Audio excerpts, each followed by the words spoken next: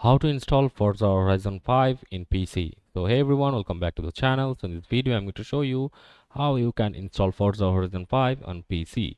So there are multiple ways. You can either download it from or get it from Microsoft store, or you can download it from Xbox app, or you can download it from Steam website. So let me show you how you can download it from Microsoft store. So for that you have to come to Windows search bar, and you have to search for Microsoft store, and you have to click on that.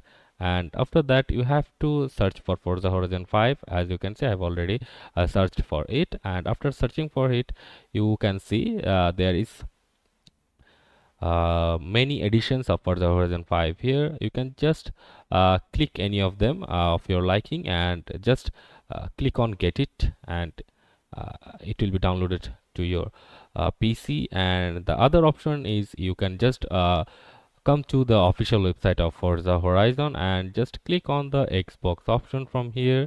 And after that you can click on get it now or join Game Pass, and you can install it from here. And the other option is you can click on the Steam option from here, and you can log into your Steam account. And after that you will just have to buy the game from here. As you can see, there is many options like Forza Horizon 5 Standard Edition, Deluxe Edition, Premium Edition, and the price varies on the edition.